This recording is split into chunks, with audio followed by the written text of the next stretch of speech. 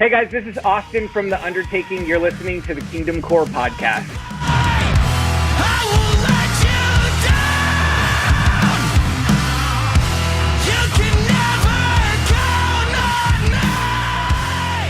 What is going on, guys? Welcome back to the KingdomCore podcast. Sean here. And Chris. Sweet. We are so glad to be back. Welcome to season 2 of the KingdomCore podcast. Sorry about that little break we took. We're alive. We are alive, yes. We basically, we're going to just take off a couple weeks, probably start uploading sometime midway or close to the end of January. But as fate would have it, my wife got COVID like right after Christmas, and then I took care of her and got it about a week and a half after. So, and then my wife got sick, and then I got sick, but it wasn't COVID. Yeah, we know. So we're all good. We're all recovered. We survived, but yeah, it took our house out a good 3-ish weeks, which is why I did not finish my albums of the year list until practically the end of January. So I apologize. That meme with the whole Baby Yoda turning into Pastor Rob is a savage. But yeah, I got a new setup. I had a good Christmas. My wife got me a standing desk, which I can use for this and for work, and she got me this professionally printed KingdomCore banner. So really excited to have kind of a new setup. We will be actually moving later this year into a home, into a new state, but more on that later. That's not important now. Today, Chris, who did we interview? Well, we interviewed Austin Visser of The Undertaking, pretty recently signed to Solid State Records. Mm-hmm. They released their debut album, Funeral Psalms, last year. You put them pretty high up on your album of the year list for 2021, didn't you? Yes. I fell in love with this album from first listen. They ranked number 5. They made it to my top 5 at the 5 spot in my KingdomCore albums of the year list. It's a great record. If you have not heard The Undertaking, either pause this, go listen to their album Funeral Psalms, or listen to this and then go listen to the album right after so you have more context. But definitely give this album a listen to, even if like the whole southern chaotic hardcore rock thing is not necessarily your cup of tea. I believe The Undertaking does it extremely well, and that there's something for everyone on this record. Especially if you guys like The Chariot. I think that's, when I'm listening to it, that's what I liken to it most. And definitely. Yeah. Or Every Time I Die. I feel like Every Time I Die is the most appropriate similarity or comparison. But definitely Every Time I Die, Chariot-esque. Yeah, so with that, here is our interview with Austin Visser. Yeah, we're about 20 minutes from the coast. So like our guitarist, Johnny, he's in Vista, which is like 5 minutes from. Oh, Vista. Okay. Yeah. Yep. I know where that is. My wife and I. San Diego's my favorite place on the planet. Like we love. Like I mean, we're only like an hour and a half, or about an hour 20, hour and a half, with like no traffic, and so we try to go down there every couple months. You're up in like Anaheim area. Yeah, I'm like near Huntington. Okay. Yeah, I'm like one city over. I like how you're saying San Diego is like your favorite place, and my one experience with San Diego was absolutely horrible. We stayed at a hotel when we went to go to SeaWorld, and there was this guy that like followed my dad into the hotel and was basically stalking him in the hallways as he was doing the laundry, and he went down to the people at the front and was just like, "Yeah, can I get a key for this room?" He's like, "I know them." And the front end called my dad. He's like, I saw this weirdo like looking at us in the hallway. Don't let him in, please. And apparently half an hour later, he was still asking. And then my dad's just like, "Please call the police." The police came. Yikes. My mom was so scared he was going to get a ladder and like climb up to our hotel room and break in and murder us. That's wild. I'm sure San Diego's not actually like that though. Sometimes. No, I was born and raised in Escondido, San Marcos area. That's North County part of San Diego. So I love it. I went to college at Point Loma Nazarene, so down by SeaWorld. So I've stayed in San Diego my entire life. That's cool. Were you in any like hardcore bands back then in college? Yeah, we're in the Undertaking. Oh, the Undertaking's that old? Oh yeah. Oh yeah. We, the Undertaking is technically our high school band. And oh no way. Yeah, the drummer and the guitarist Keith, the one who like is shirtless a lot of times in our pictures. We went to high school together, and I've known both of those guys for 30 years or whatever. Wow. And yeah, we started the Undertaking when we were like 16, and then we would go to college and come back for the summer and kind of restart. Yeah, so we don't kind of claim those days in our timeline, I suppose. We tell people we started in 2018 because for the most part we started from scratch, other than having a name and having two people that have played music together for a really long time. But yeah, that was the thing. And I played in like a bunch of really terrible bands that I don't want to talk about because they're bad. So. That's great. Do you want to maybe talk a little bit about your intro into the heavy music scene? Like what were your gateway bands and how you got into that? Being from San Diego, obviously we had Blink-182 coming out of San Diego, and that was like a huge influence for us as junior hires. That's when like Enema of the State came out and stuff. And so we got really into like the punk scene, and then we had bands like Dogwood and POD and NIV who constantly were playing church shows around. So there's like a Calvary Chapel that's right around the corner from my house that had like a Zayo, NIV, POD, Dogwood show back in the 90s. There's like another place called the Sela Building, which I in high school got to see Sinai Beach and Evergreen Terrace there, and it was just this like little church side room, and it's one of those venues where everybody's like punching the ceiling tiles out, and that unfortunately shut down. And then As I Lay Dying, also they're from North County. All those guys are kind of from Escondido, where we are, and so that was like a huge influence into metalcore. But for me personally, it was like I grew up with the Disney Justin Timberlake and Britney Spears and NSYNC coming up. Like, so I was always watching those guys on the Disney Channel and was super into pop when I was in junior high, and then got a hold of like a Dogwood CD and a POD, Fundamental Elements of Southtown. And that kind of got me into hardcore. And then it's a slippery slope from there. Cause next thing you know, you're getting into the tooth and nail stuff, and you find Norma Jean, As I Lay Dying, and from there it was Evergreen Terrace, and we would go to Face Down Fest up in Pomona and Corona Glass House and Showcase Theater back in the day. Rest in peace. We just tried to go. Yeah, we tried to go to as many shows as we could. Did you see they're tearing down the building that Showcase was at? I saw it was on fire a while back. But it was like, I think they turned it into a gas station or something, or some store. Sure. And then I saw last week someone was posting about how they're actually tearing down the original building. Yeah, that's super sad. We actually got to go to we'd go up to Glass House all the time, and I went there a couple months ago for that Silent Planet Phineas show that they had there, and I had been there in like 20 years, and they had like remodeled the whole place. So I'm like old enough, quote unquote, in the scene to where like these venues, I like don't go there for a while, and it's basically like a brand new place. I was like, oh, this is super sick, but not how I remember it at all. Yeah, I'm hoping one of these days I'll get to go down to visit some of these places if they still exist. Come on down, man. We got we'll entertain you for the weekend. But yeah, the big influence for me definitely was Sean. We were talking about this the other day. Like POD, I loved them. We would go to every single POD show.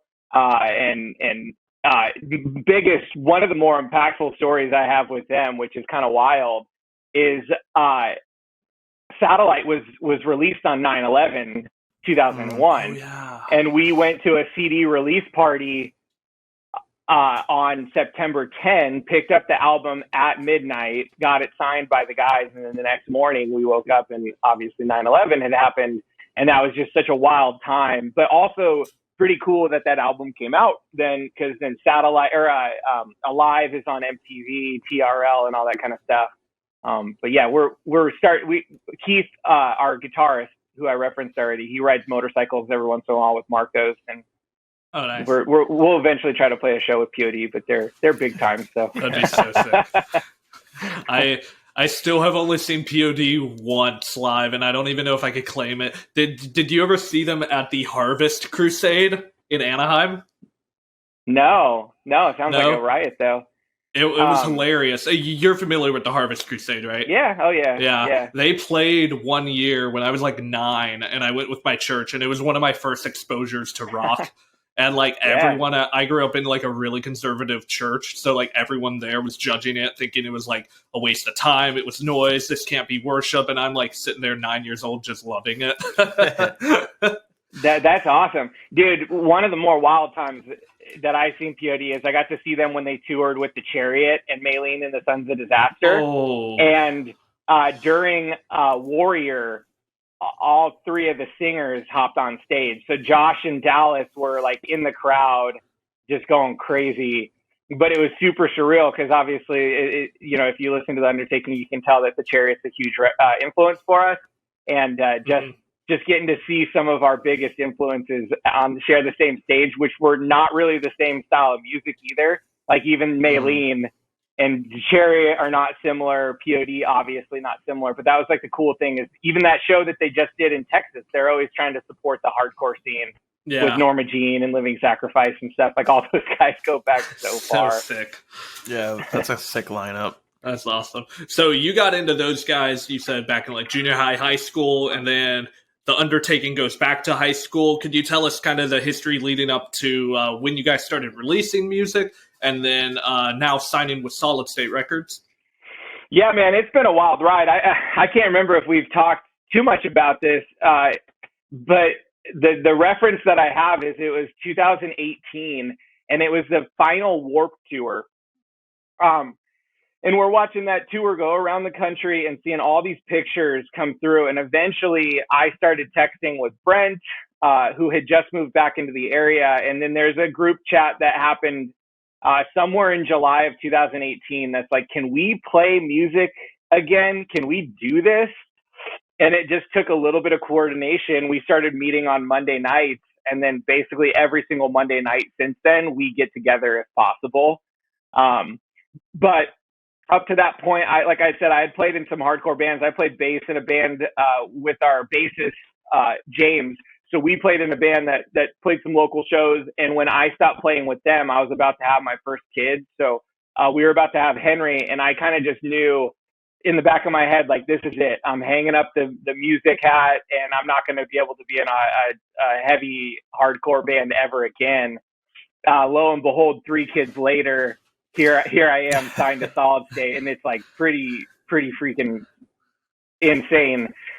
So yeah, we started playing in 2018, kind of scrambled together to write 5 songs, because at some point we're like, all right, we want to play some shows, and how do we get shows? We have to have some music.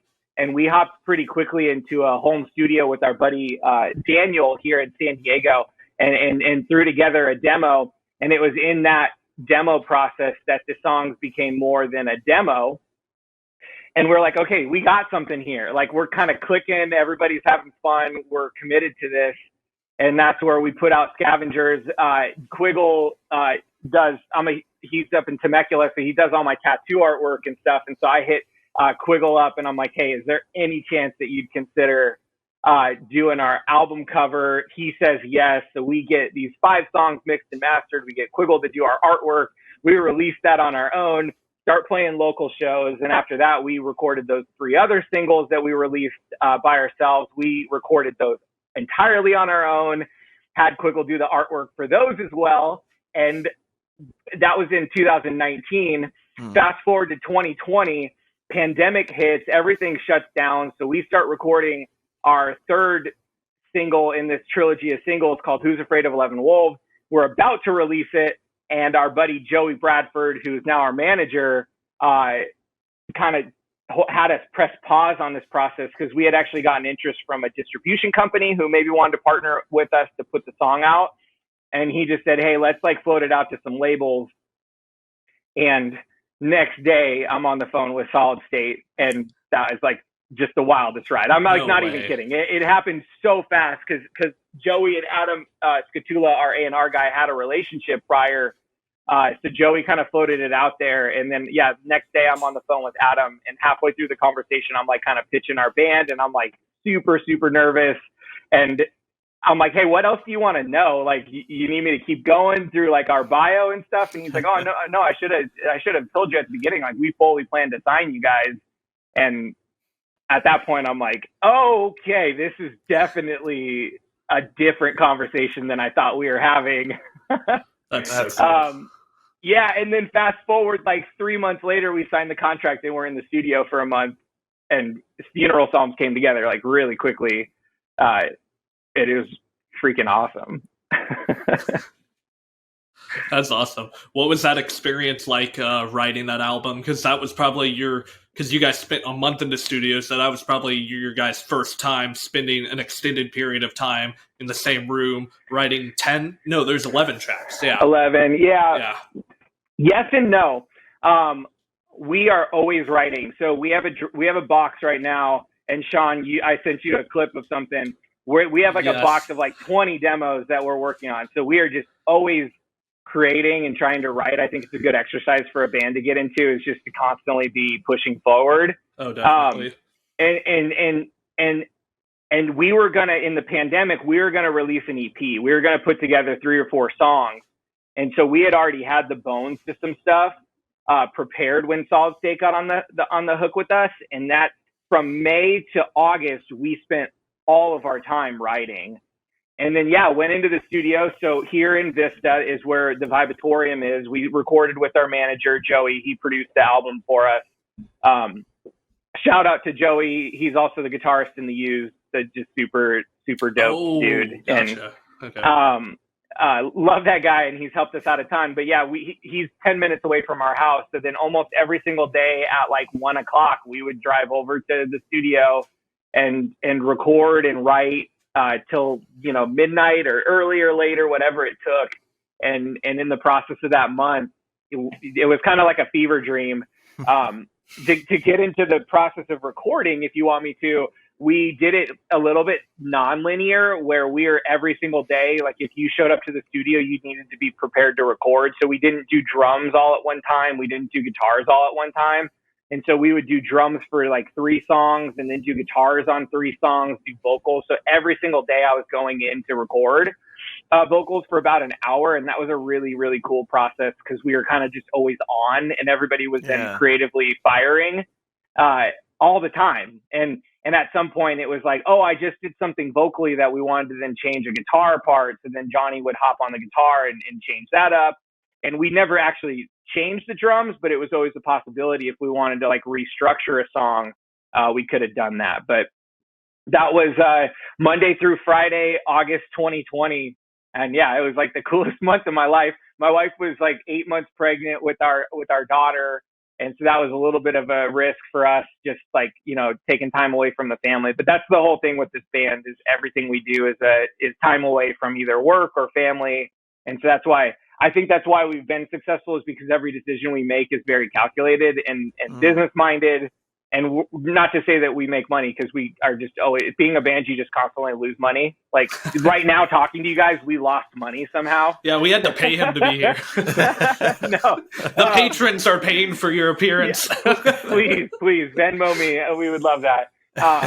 But just, it's a huge risk that we're taking, and so everything that we do is calculated and intentional. And so that whole month was a big sacrifice for our families. And being local, we were able to go home for dinners, and then the kids were able to come over to the studio a couple times and stuff. But it was the coolest month. I mean, honestly, we will probably never do that, because I don't think the Undertaking will ever be a band that's big enough to have a studio pay for extended time, or have a label pay for extended time like that. But because it was local and we were able to kind of squeeze into Joey's schedule, it was a good rate.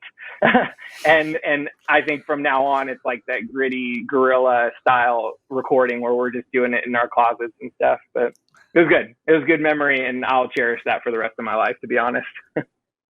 Was being a part of Solid State Records something that you've always had as a dream, or the Tooth and Nail world and that whole scene? No, it's not even a dream, Chris. That was not even ever reality. I'm not even no, there was no concept in my brain ever that would say that I would ever be signed to Solid State Records. Mm-hmm. I grew up listening to The Chariot, Norma Jean, As Cities Burns, Me Without You, Copeland, like Tooth and Nail and Solid State have just permeated my entire life and influenced me so many different ways. And it was a joke at some point that we had Face Down or Solid State on a list of labels that we would love to just like somehow create a relationship. And here we are. Yeah, dude, it's insane. So cool. Like a dream can't even explain it. Yeah. That's awesome. So I guess my next question is, what is the Undertaking? Someone finds you guys, like, let's talk about the inspiration behind the name. What does that mean? And what does the Undertaking stand for? Yeah. The Undertaking at its core, our little bio is a chaotic rock band from San Diego with a can-do attitude. That about does it. Yeah, and part of it is our can-do attitude is a joke that we're tenacious and scrappy. We're persistent, and if somebody said no to us in the process of our journey, we would figure out how to do it ourselves. And that's just what we've done, is kind of just gone out here and not to get into the industry as a whole, but there's gatekeepers and people who constantly are telling you like, no, you can't do this, or no, these bands shouldn't be playing here. And that's kind of just not going to fly for us. We're going to figure out a way either through the gate, over the gate, under the gate, make our own gate. Like, that's kind of what we do. And then personally, I think the Undertaking for us is a creative endeavor of a couple of 30-year-old dudes with a career and kids and families. And for us, it's an opportunity to never say no to your dreams, but then your passions. Like at some point, it's like, man, if you love something, freaking do it. Figure out a way to do it not at whatever cost, but you may have to sacrifice stuff. I played basketball. And as soon as the band started, I stopped playing basketball because that was just another night of the week away from my family. And so it you could be in the NBA right now. No, definitely not. But no, but like just rec league and a hobby and stuff. I love playing basketball and whatnot. But then that was a Tuesday night men's league that I was a part of that I then had to turn down to do this other thing. But that was something in my life that was missing, that creative outlet.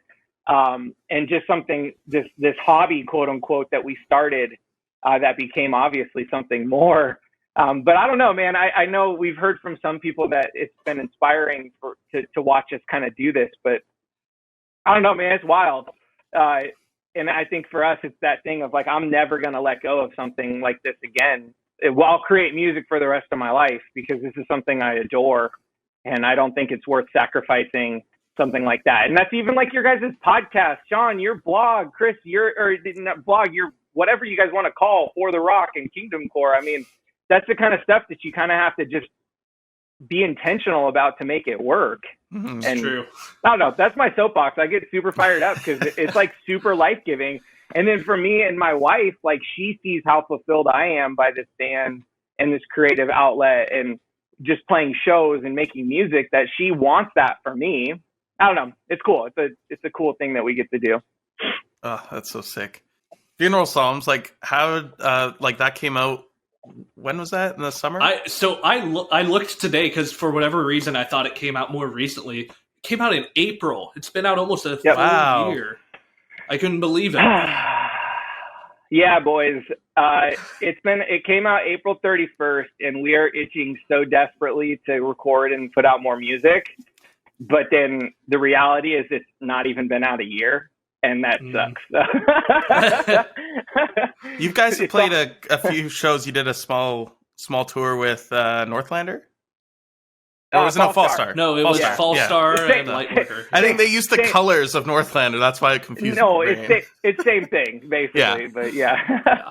It was Fallstar and Lightworker from Solid State. Right, we did a run together. Yeah. How was that tour? Oh, it was so sick.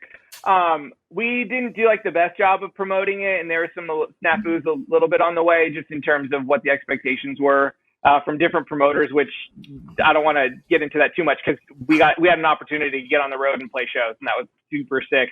But we did San Diego, Bay Area, Spokane, Seattle, Portland, and just had a blast. It was the coolest week. And yeah, we're going out on the road in March with Meadows and Light the Fire. And then we got some other stuff in the works for either the summer or the fall that we'd love to do. But yeah, our goal now is to kind of get on the road and get out as much as possible, because we just had so much fun. And that was one of those things, like we had a bite of it and now we like need it more. That's so cool. Before we get into the album, I wanted to real quick talk about your guys' live shows, because I don't know if you remember this, Austin. I saw you guys. I do. Yeah. You remember what? So yeah. I saw you guys back when you played that San Diego show at was it the Space Bar with Earthburns and Comrades? I had never heard of you guys before. And I was thinking about this today. You guys are probably one of 2 or 3 local bands that have ever impressed me. Like, because most of the time local bands, like, they can be cool, but they don't really do enough for me to want to like check out their music. But sure. I remember telling my now wife, then girlfriend after, I was like, that guy was like the second coming of Josh Scoggin up there. Like, you went absolutely crazy. You had like this inflatable pool alligator, I believe, and you were going crowd surfing on it. It was a fun time. Yeah, honestly, that show is super impactful for me because it was a really big. It was a big deal for me to play with a Solid State and a face down band. And yeah, I remember we didn't talk, but I remember afterwards we kind of connected through that, and that was cool. Jeremy was super cool to us, and we've continued our relationship from there. Rest in peace, comrades, but they were so sick. Yeah, that show was so sick. Yeah, dude, our live show, that's honestly the thing that we're sad about right now is we just want to get shows and play out of San Diego, because I think we have a really cool product from our music. We're really proud of it, but then our live show, I hurt my sciatica during the end of last year and was like barely able to walk, and we played a show with Dead American and Red Jumpsuit Apparatus, and I could like barely move, and we still just gave it our all. And there's just something so rewarding of like pouring your heart and soul out on the stage every single night. And yeah, man, I can't wait to play like a bigger crowd and we're just like hopping into the audience and moshing with people and stuff. That's so sick. Are you guys trying to get on any festivals over the summer? Yeah, any festival runners want to bring the Undertaking out. Like, honestly, I don't want it to sound negative. We just ask everybody to, hey, we'd love to play your festival, and like nobody responds to us. It is what it is. But yeah, we would. I know. We would absolutely love to play festivals. We hear they're kind of hit or miss, but just that we'd love to check that off our box to play something. Obviously, Furnace Fest is like every band's dream right now, but any of them, Blue Ridge, Audio Feed, anything that's out there, come on, give me a call. I even somehow got an invitation to Audio Feed myself, and I don't understand how that happened, but I should email them. Yeah, I'll message the guy who messaged me about playing there. I'll be like, dude, just invite the Undertaking, please. That's kind of the roadblock we're hitting right now. Is we're a new band that came out of nowhere. We had no existing scene cred, no previous bands that had success. And so we're starting from scratch, and coming out in a pandemic, we released our music and weren't able to play shows right away. And so we're kind of making up with lost time, trying to play as much as possible while also recording more music. And it's this chicken and the egg thing where we got to get our streams up and our monthly listeners up so that people want to take us on tour and bring us on festivals, but we need to get on festivals and go on tours to get our monthly listeners and streams up, and we can't crack it. But we're not alone. I know a lot of people are in that boat. And again, trust me, if you're listening to this and you're like, man, Austin sounds super whiny and complaining, like, I'm having the time of my life, and this is a problem that we are going to solve. There's that can-do attitude. Exactly. That's awesome. So I guess jumping into Funeral Psalms, let's talk about it. Talk a little bit about the name, the inspiration for the album, just the overall concept, and also the album art. Yeah. I'm always trying to hide a narrative in our entire discography. And so Scavengers, going back to our EP, was something like we picked the bones off of this old pile, this old carcass of the Undertaking, and recreated something. So that's what Scavengers kind of was us like literally scavenging the past. And then so for this one, Funeral Psalms for us was like kind of burying the past. And that's why you see the funeral and a little bit more of that darker imagery. It was initially going to be called Funeral March, and Dave Quiggle, unused artwork for an album cover, designed this. It used to say The Undertaking on there, and we didn't end up using it, and so I just had him tattoo it on me. But the album initially was going to be called Funeral March, and then just kind of sitting on the lyrics and the songs, all of a sudden it occurred to me, like, let's treat this as a psalm. And the reference I say for that is in the book of Psalms, David, a man after God's own heart, is constantly complaining and yelling at God, and God says, yes, like that is a man after my own heart. And obviously David's narrative and his whole legacy is very complicated, but I took that into Funeral Psalms, using that as like these are just songs and lyrics that express our frustration through the pandemic or wherever you're at. So there's a lot of anxiety, depression, frustration built into this album, and you see that like me just literally like screaming out to God. And that's like the one O Negative, it says like I look to the sky for help, for relief that isn't coming, or whatever the line is. And that's a song about depression. And when you're in this pit of anxiety and in this hole of depression, sometimes it feels like you're crying out to God and he's like not answering you. And so that's kind of the thing that tied that whole album together. And then just obviously you put the two up together and it's Funeral March or Funeral Psalms. It's pretty sick. And it's a little controversial because then people are like, oh, what is this Psalms? Like, what is he trying to do? Is this a book of the Bible? Like, there's a little bit of like controversy, which I'm just always going to kind of poke the Christian culture and Christian circles. I want to poke them as much as possible because they don't like to be poked sometimes. And the artwork was a pretty wild ride. Adam Scatula, our A&R guy at Solid State, art directed that project, and a guy named Trey Hales did the artwork. He's the dude who does all the artwork for Counterparts. Sick. And a very good up-and-coming artist that is just going to eventually take over. So he has a company called Fresh Cut Flowers, I believe. And just rad dude. We were pretty apprehensive to photography at first, but then when the pictures came through, obviously they were really cool. And we then also controversially used a little bit of like the pagan artwork and styles around the perimeter. So there's like a little bit of an eeriness, a little bit pagan with the imageries and then the different icons in the corner. If you want me to geek out even further, the inspirations for the artwork were 3 movies by, I think A24 put them all out, but The Witch, the script writing is based on the, oh, nope, I got that wrong. The fire in the middle is based on The Witch, a movie called The Witch. The borders around the corners and the little icons are kind of inspired by a movie called Midsommar. And then the script writing is based on a movie called Mother. And so if you look up the poster for Darren Aronofsky's Mother, it's very much like a ink written script thing with an exclamation point. And so that was kind of the inspiration for that. And Trey just absolutely crushed it. And Adam and I geek out over horror movies. So we kind of had a blast just like dreaming about this. And we were so much on this wavelength where he didn't even know that Mother was a reference for me, and that was a reference for him as well in the process. So there were some really cool moments where we were like, no way, dude, that's what I was thinking. Oh my God. That's cool. So, yeah, we're stoked, man.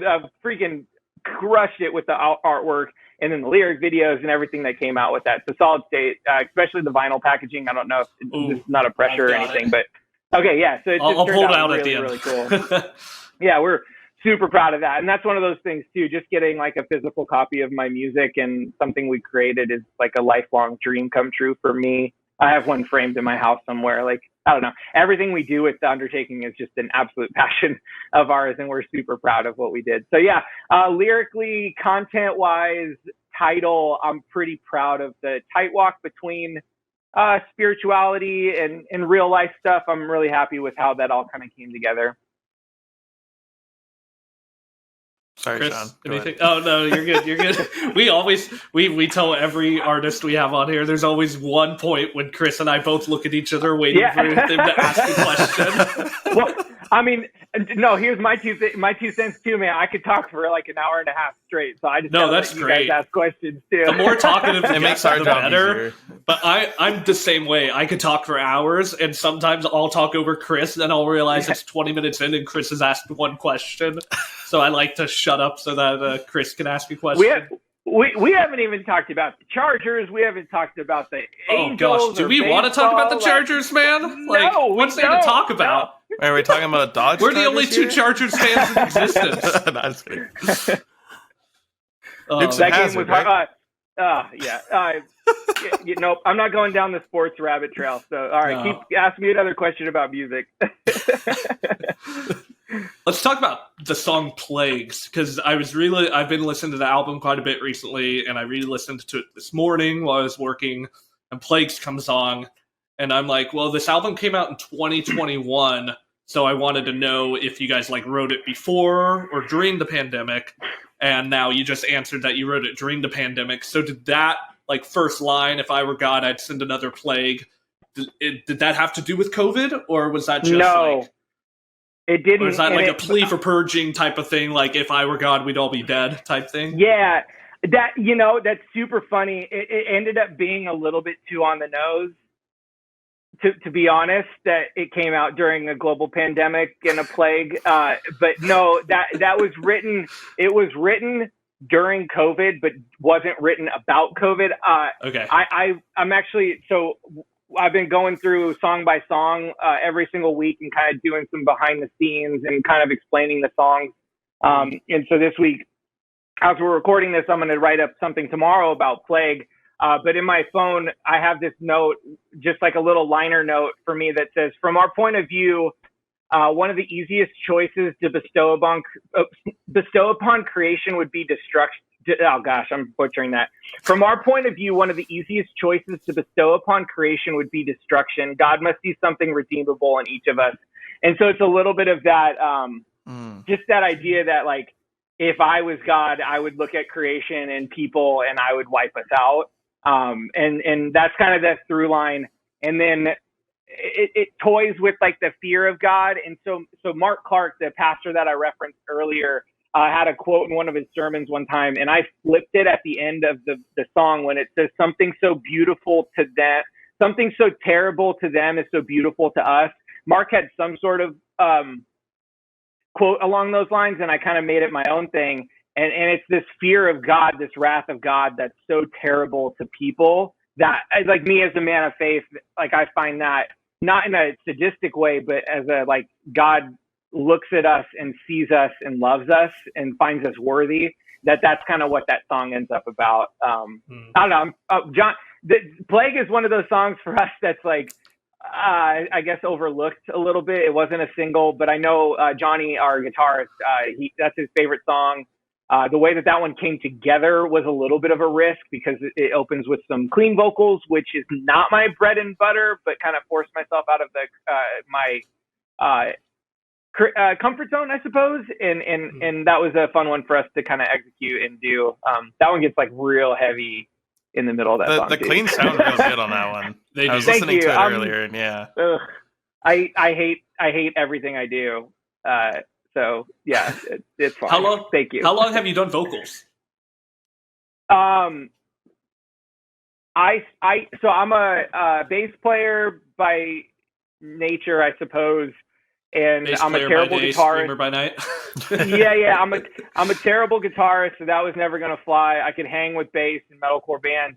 But we were in a rock and roll style band in about 2008, 2009, and I was playing bass, Keith was playing guitar, and Brent was playing drums, and we were a 3-piece band. I'll send you some demos if you want to hear it. It's actually pretty cool. Yes. And at some point, we just said, "Hey, I'm gonna sing." because I led worship. One of my first jobs in the church was leading worship for junior hires. So I come from a musical background, and that was always part of my thing. I just don't know if I was ever like confident enough to do it. And then it was a moment in the studio. We went and did this like 24-hour session at a place called Love Juice in Riverside, I think it is. And I start to put on some harder yell vocals, and I could see Keith and Brent's eyes in the booth kind of light up, and they're like, "Oh my God, he can do it!" And at that point, it was like, okay, like let's test this out. My biggest inspiration for vocals is Cody from As Cities Burns, and then Dallas from Maylene. And so Come Now Sleep is, to be honest, the album that I learned how to yell, and I wouldn't call it a scream. That's where I learned how to yell. Because that whole album, he's toying the tension between a melody and yelling. And I take my range and I push it to that falsetto, but instead of hitting a falsetto note, I push it into a yell. And so it's like, you know, singing into that higher register, but instead of like letting your voice get up higher, you just push it out. I took note of it earlier. There was one line that I just wanted to say was just really well written. I thought it kind of impacted me when I was listening to the album earlier, from Wrenches. I think it was towards the end of the song. It's like, "Don't be afraid, fear won't save you now." I just thought that was a really beautiful line. And yeah, I don't know if you want to talk about any inspiration behind that and where that came from. All right, so here's the trick between the Undertaking is it's all pop culture. Like, so much of my stuff is influenced by pop culture and movies and different stuff. So next week I'll talk about a song called Holy Smokes, which is mostly inspired by a show that came out a couple years called Devs. And it was on HBO or FX, a super sick show, but it's about like false realities and simulations and stuff. And that was like, so there's so many songs that have like a background in music or movies. And yeah, "Don't be afraid, fear won't save you now" is actually a line from a show that came out called Lovecraft Country. And it's a scene where they're like about to get attacked by these like crazy monsters, and the guy turns, and I think I might have just ripped it from that verbatim. And he's like, "You can't be afraid, because that's not going to help us right now." But yeah, with that song, that's kind of just a song about moving past your fear. Obviously, I've been through hell and back again, born in fire, where time ends and time begins. And it's like, you know, I'm not just gonna stop doing my life because I'm afraid or because something's been hard. And that's kind of what that one is. Okay, cool. Yeah, it was just like obviously combo with the album name and all that. It was very I feel like pretty biblical theme. So it kind of had that whole side thing to it. So it's cool that you like can connect obviously from a show that you really liked, and then it also kind of connects in that way. It's double meaning. Well, it's actually a dangerous thing. I'm my creative receptors, I guess, are always on, and so I'll like be watching a movie or watching a show, and they'll say something that'll spark like an idea, and I'll pause the show and write it down. Yeah. A movie came out this past year called The Green Knight, and there's a line in that movie that says, "Perhaps you think I'm something that I'm not. Perhaps you think I am something that I'm not."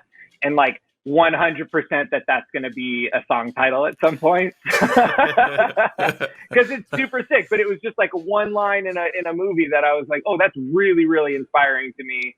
And yeah, we'll find some creative things to pull out of that. That's cool. I think for me, definitely my favorite song is "Take Me Down to the River." I can remember the first time when this album came out, first time listening to it, I was really enjoying the album, and then that song hits, and then that chorus, and there's just something, it really separates itself from the rest of the record. I feel like there's nothing else on the record very similar to it. It's got an extremely catchy chorus, very passionate and very earnest, and then when you look at the lyrics, it's just as heavy and like passionate lyrically. I just love that line, "When hope is lost, be still." It's just a great line. Could you talk a little bit about that song? Of course I can. I love that you guys are asking me about my songs because I'll talk about them all day. Do it. All right, Take Me Down the River. The title of that song is based on a movie called Hotel Artemis, and it's about a bunch of assassins who break into this place. And there's a line at some point, and Jeff Goldblum's about to get killed, and I think he says, meet me down the river or something. He says something real simple like that, and I took that and made song title, Take Me Down the River. Obviously that has biblical stuff about baptism and the river imagery, the folk song, I go down to the river and pray. We sample that song now in our live show if we play this song. So you kind of, again, just marry pop culture and spirituality a little bit in that. The song is, it's a complicated one. And so I wrote that as a dialogue between me and let's just say a dialogue between me and God. And basically the yelling parts outside of the chorus are me saying to my friends and people, don't worry about me. I'm fine. Real men are trained to hide their burdens. And it's a lot of stuff that's just saying like, I don't need your help. I don't want your help. Kind of leave me alone. But in that song, I'm at wit's end. I'm in a really dark place, and that's when the chorus comes in and says, when all hope is lost, be still. And then the imagery between anxiety and like a tunnel. So there's a line in there. Sorry, I drank LaCroix and it went down the wrong pipe. That's the second person on this podcast. Yeah. Sorry. Was it Sean Jeremy from Phineas? No, it's Sean. Oh yeah, Sean from Phineas. Yeah. So there's a line. It's a that solid says, statement, I guess. We're in a tunnel, and every tunnel ends. Is imagery for anxiety, that when you're in a place of anxiety that you can't see the end of the tunnel. And so that's honestly, it's such a fascinating song, and that chorus is so out of place in theory. And that's the thing that creates the tension is I feel like the Undertaking is always trying to like put ourselves in this box, and we're constantly trying to like break the box, but then keep it together at the same time. And that song is, I think, number 9 on the album. And you just get heavy after heavy after heavy. And then we give you this like tiny little slice of rest or hope. And then it's back into heavy. And that's why the song I Really Don't Want to Be Here is the next one that's right after that. Cause it's just like, boom, right off the bat, heavy and brutal and fast. And then even structurally, the chorus is a minor chorus to a major. There's a minor chord to a major chord transition the last 2 times we do the chorus, which is probably the only time that we ever hit into a major chord on the album. Most of it's going to be minor chords and very moody and very aggressive. And so, I think that song, where it's at on the album and its place in our little thing that we created, it is kind of out of place, but at the same point, it's perfectly in its place. And it pumps me up because we're really proud of where it ended up and how we recorded it. I had a hell of a time recording that chorus, and I say that because it was just the funnest thing I did on the album. I'm very proud of that song, but there are harmonies and yells, and there's a couple different versions. I'll track down a demo of that where you can hear everything that without it being mixed, and there's like 10 different harmonies and melodies going through that. And oh wow! So you have layers of vocals. Yeah, there's a lot of different layers in there that I'm really proud of, and some of the notes that I hit too are I don't have that range, but then I found it in there, and obviously the recording process and auto-tune stuff really helps clean up some of the rough edges, but my yell, that I can kind of do that sometimes. So that was really fun. Yeah. What about the song "No Friends"? That one's such a moody track. It is. The whole album's moody. Yeah, the whole album is, of course. But if you want a fun little ride, go into our YouTube comments on our music video on that one, and there's some people that aren't super stoked on it, and that's okay. People misunderstand that song. A lot of my lyrics can tend to be a little tongue-in-cheek and a little sassy, and truthfully, that's just a song about me being a bad friend. And I mean, it's really just like, and I'm not a bad friend. I think we just all have tendencies to, like, you know, if somebody stops talking to us or hurts our feelings, we get mad at them.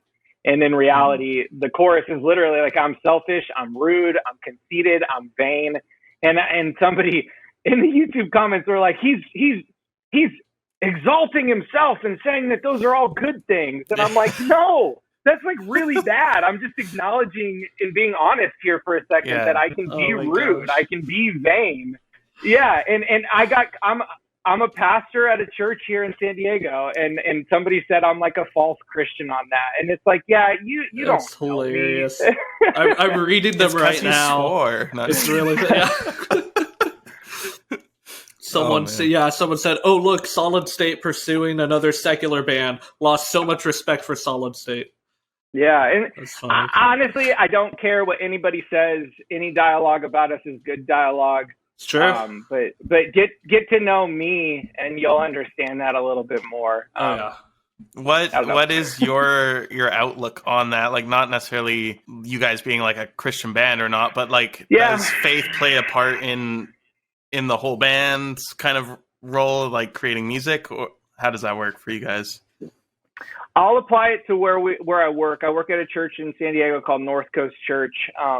We are a really cool church. If you ever want to check it out, we're online and do some cool stuff. But if you meet Chris or Larry, they never go by Pastor Larry, Pastor Chris. I'm not Pastor Austin. Like, I'm not. Don't call me that. I'm just Austin. And the reason why Chris says that is because you're a plumber. You don't go up to, hey, plumber Chris, how you doing today, buddy? Oh, what's up, electrician Sean? How you doing? And Chris's whole thing is like, I'm just a normal person. God's just given me the gift to teach, and I'm using this platform. And I've kind of applied that a little bit, like, and again, controversially so. And let's get into it if we want commenters. Let's go. But like, you know, singer of a band is a lawyer, and it's like, oh, wow, did you hear this lawyer band? They're cool. Lawyer core. Yeah, lawyer, exactly. Like, you just don't need, I don't think that you need to make the connection. And for me, then, to take it a step further, in my specific life, I want as many doors open as possible to get to meet and get in front of as many people as possible. And so I would never want somebody to use my faith as a marketing tool or use it as something that would be marketed against us and maybe have doors closed. And I've had a couple opportunities, and again, this isn't even like it's not really my platform and not my goal in this, but I've had a couple people that have reached out after getting to know me, after playing shows together, and being like, yo, I just found out you worked at a show. Could we get together and chat about what that looks like in your life? And I'm not perfect, and I'm not out here, you know, pounding people with the Bible, which I know some people think we should, and that's okay. That's just not how God's wired me. I'm not an evangelical guy. I'd really prefer to not talk religion and theology, because I think sometimes that gets in the way of how simple the gospel can be. And so I thought Jason from Death Therapy did a good job of articulating like Christian band versus non-Christian band thing. Like he did a really good job of talking about that stuff. Definitely. Yeah, that was definitely a good part of that episode. But I think that's cool. It's like, you know, I'm a hardcore singer. I jump and yell and I scream in people's faces. I jump around. And then afterwards you find out like, oh, this guy works at a church. And if you showed up to 1451 Montiel Road at 9 a.m. on Sunday morning in Vista, California, or Escondido, California, you'd see him either giving announcements or being a life group pastor. And I think that that's a really cool thing that God's kind of given me right now. Yeah, for sure. Thank you. It's really cool. Where do I go? I just moved you guys so powerfully with my rant. So. Definitely, yeah. I'm having to mull over if we can air this or not. I don't know if we can. What? Delete that.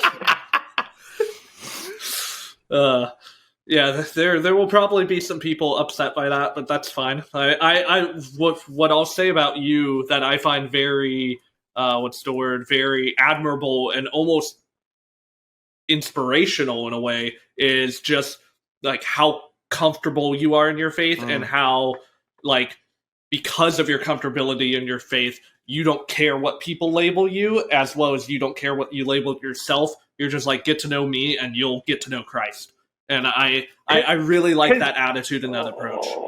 But that comes from my insecurities, because part of that is if I started to care what people think, I wouldn't do anything.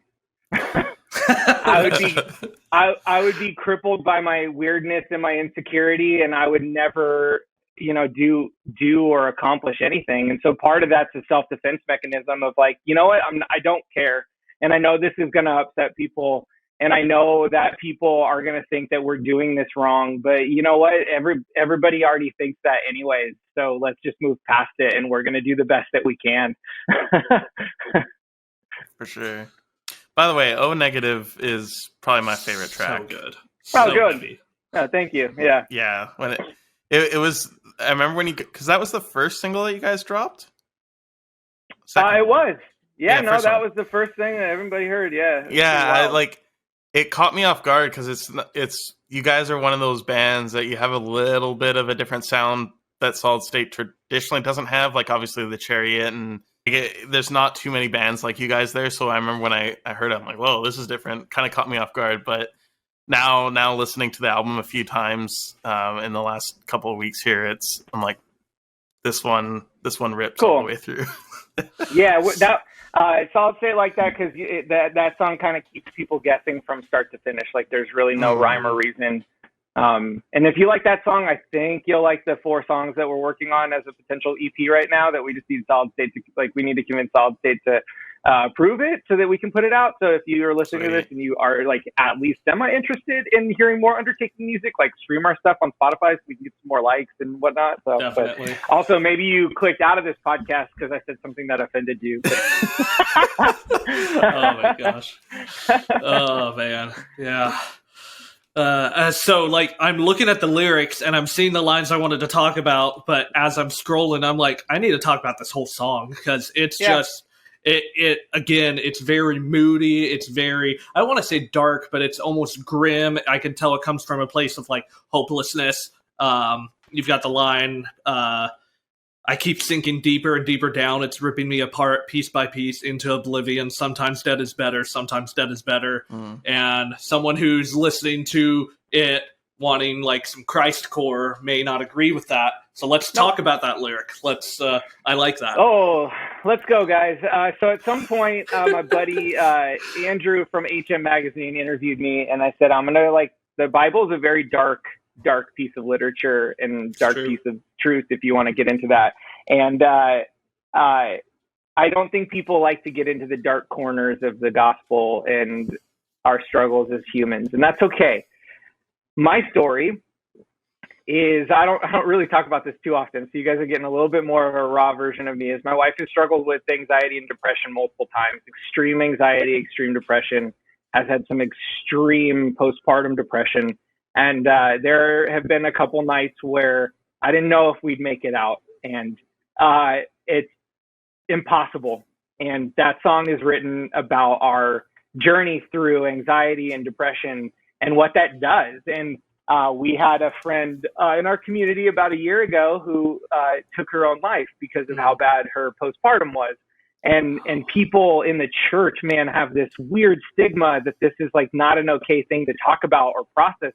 And this whole notion of mental health and seeking therapy and all that stuff is so necessary because this has been a hard 2 years and we're in an impossible place that sometimes you just need to process and talk about your emotions. And O Negative specifically is a song about that deep, dark pit of depression. And it's a song written from the writer. And oftentimes when I'm writing, which people don't maybe understand sometimes, is I usually am putting myself in the vision of a character. It's oftentimes not me saying those things. I become a character as I'm writing that. And this character in this song is somebody who's in a deep, dark pit of depression. And they're hopeless. And they cannot see the light. And they cannot see any way out of that. And I think as people, we need to talk about that more. So yeah, that's what that song is about. And it's pretty wild because it's pretty dark. That's great. But yeah, that's our story. I'm super proud of my wife. She has gone to counseling like crazy. We have 3 kids, no more kids, so hopefully no more postpartum depression, obviously. But anxiety and depression is something that we live together as a family with every single day, and that pit can be really dark. And my encouragement, and man, if anybody's out there listening that has experienced that, like, know that you're not alone, and it's an impossible journey sometimes, but we got you. Awesome, dude. Thank you for sharing that. Yeah, thank you. That's I think that's the most vulnerable a guest has gotten on this show yet. Sure. So yeah, no, I'm sorry. Great. I know that's heavy, but I mean, that's part of it. And I think, again, my creative receptors are kind of always going off, and it's like, oh, these are emotions that I'm feeling. Like, let's put this into a song. And my last name is Visser, and so it's a little bit funny. I'd say visceral, but I want my songs to be visceral. I want you to feel them, and I want the anger. I want that frustration when you're listening to just like blast you in the face. And I know sometimes maybe people, it's too much for them. I'm not really sure yet, but we're having fun with it. That's awesome. That's the beauty too. The Undertaking, man. I talked about the tension between like keeping the box together and letting it blow apart. Is like that's the tension of us too. We're always trying to grapple pop culture and jokes and kind of being fun and hanging out, but then our subject matter is going to be really heavy and really dark. And it's the juxtaposition of all of that I think creates our brand as a whole. Dude, thanks so much for coming on. This was a great conversation. This is our first episode of season 2 of the KingdomCore podcast, so we were very excited to have you on. We appreciate you giving up an hour of your time. Yes, thank you very much. No, man, I appreciate you having me on. I know it's a little bit uncomfortable because of what we talked about, and I love it. I love it so much that we're probably maybe your least Christian band that you've had on, but then at the same time, I'm a pastor and Johnny is a worship leader in the church. So it's, again, just this weird juxtaposition between what you guys are doing. And I'm a huge fan of what you're doing and absolutely love KingdomCore, For the Rock, everything that you guys are doing to promote the scene and stuff. It's absolutely invaluable, especially when we're all just scratching and clawing and trying to make our way out there. So, yeah. Appreciate you guys. Thank you, man. Could you tell our listeners where they can find you? Yeah, we are on Spotify, Twitter, Facebook. I think we have I was going to call it Snapchat. What's it called? TikTok. But it's The Undertaking Rocks on Instagram, at the Undertaking on Twitter. And then you could also go to theundertakingrocks.com, and that links you to all of our socials, as well as on Spotify. Follow us over there. And then if you want to grab some merch, you can go to theundertaking.bigcartel.com and grab some shirts or wall flag or vinyl or whatever you want. We got some cool stuff. Grab their merch. I just grabbed a shirt last week. They have some of the sickest merch, so go grab it. Thank you. Yeah, appreciate that. Trey Hale is the guy who did the album artwork, did some of it, and then Northery Studios, Jim Hughes, Jim, the legendary. I'm so sorry. Jim Hughes did some of our stuff too, and we had the absolute pleasure of working with him, and he crushes it for King and all those bands. So. Oh yeah, that's great.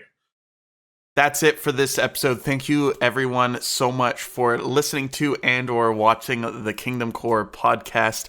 And thank you so much to Austin from The Undertaking for coming out and spending your time here with us to talk about music and faith and everything in between. I just want to remind you guys, wherever you're listening to, whether it be on Apple Music or now Spotify, you guys can rate the podcast. We've had an awesome number of you do that for us, rating it 5 stars. It helps new people find our podcast that may not be you who followed our ministries on Facebook, Instagram, or YouTube. It's been a huge help, so thank you very much. Also, a huge thank you to our patrons. We have a growing amount of support with our community on Patreon, so you can become a patron over at patreon.com/KingdomCore podcast.